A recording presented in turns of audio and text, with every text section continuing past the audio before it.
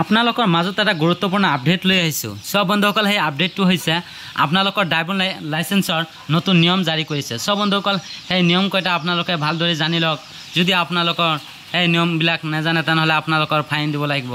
সব বন্ধুসকল, আপোনালোকে ইয়াত দেখিলৈ পাইছে নতুন ড্ৰাইভিং লাইচেন্সৰ নিয়ম 1 জুনৰ পৰা ড্ৰাইভিং পৰীক্ষা বাধ্যতামূলক নহ'ব। নাবালকৰভাৱে কঠোৰ নিয়ম জাৰি কৰিছে।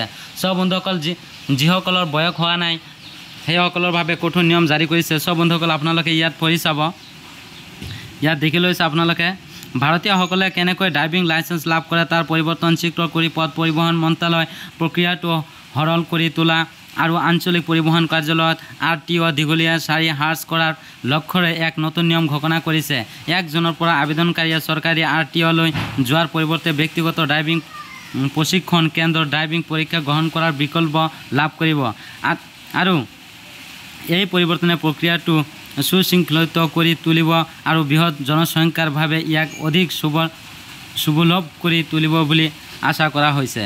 সব বন্ধুসকল, আপোনালোকে ইয়াত দেখিলৈ পাইছে 1 জুনৰ পৰা আবেদনকাৰী চৰকাৰী RTOলৈ যোৱাৰ পৰিৱৰ্তে ব্যক্তিগত ড্ৰাইভিং প্ৰশিক্ষণ কেন্দ্ৰৰ ড্ৰাইভিং পৰীক্ষা গ্ৰহণ কৰাৰ বিকল্প লাভ কৰিব। সব বন্ধুসকল, আপোনালোকে দেখিলৈ পাইছে এতিয়া আপোনালোকক যিহেতু আগে কেনেকৈ আপোনালোকে ড্ৰাইভিং পৰীক্ষা দিবৰ কাৰণে আপোনালোকৰ ডিষ্ট্ৰিক্টত যাব লাগিছিলে, সেইটো এতিয়া আপোনালোকৰ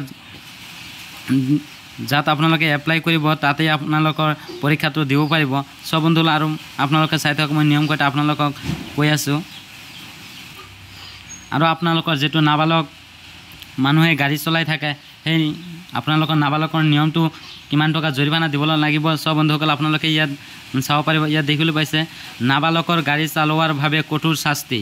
সব বন্ধুসকল, যদি আপোনালোকৰ বয়স হোৱা নাই, যদি গাড়ী চলাই আছে, যদি আপোনালোকৰ পুলিচে ধৰে তেনেহ'লে আপোনালোকৰ কঠোৰ শাস্তি গ্ৰহণ কৰিব। সব বন্ধুসকল, ইয়াত দেখিবলৈ পাইছে আপোনালোকে নতুন নিয়মৰ আন এটা গুৰুত্বপূৰ্ণ দিশ হ'ল নাবালকৰ গাড়ী চলাই থকা অৱস্থাত বৃদ্ধি কৰা শাস্তি। নাবালকৰ গাড়ী চলাই ধৰা পৰিলে 25,000 টকা জৰিমনা বিহা হ'ব। সব বন্ধুসকল, আপোনালোকে যদি গাড়ী চলায় তেনেহ'লে যদি বয়সটো নহয় তেনেহ'লে আপোনালোকৰ 25,000 টকা জৰিমনা দিব লাগিব। সব বন্ধুসকল, আৰু ইয়াত দেখিবলৈ পাইছে আৰু বাহনৰ মালিকৰ পঞ্জীয়ন বাতিল কৰা হ'ব। সব বন্ধুসকল, বাহনৰ যিটো মালিকৰ পঞ্জীয়ন আছে সেই পঞ্জীয়নখন আপোনালোকৰ বাতিল কৰা হ'ব।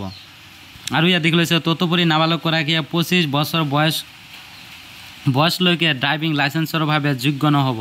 সব বন্ধুসকল, আপোনালোকৰ যদি 25 বছৰ নহয় তেনেহ'লে আপোনালোকে ড্ৰাইভিং লাইচেন্স বনাব নোৱাৰিব। এতিয়া সব বন্ধুসকল, আগতীয়াকৈ বনাব পাৰিছে, 18 বছৰ হোৱাৰ লগে লগে ড্ৰাইভিং লাইচেন্স বনাব পাৰিছে। এতিয়া 25 বছৰ ইয়াত দেখিবলৈ পাইছে তদুপৰি নাবালকগৰাকীয়ে 25 বছৰৰ বয়সলৈকে ড্ৰাইভিং লাইচেন্সৰ বাবে যোগ্য নহ'ব। সব বন্ধুসকল, ইয়াত ভালকৈ আপোনালোকে পঢ়ি চাব ইয়াত কি কৈছে। আৰু ইয়াত দেখিছে এই কঠোৰ ব্যৱস্থাই নাবালকৰ গাড়ী চলোৱা বাধা দিব আৰু পথ সুৰক্ষা উন্নত কৰিব বুলি আশা কৰা হৈছে।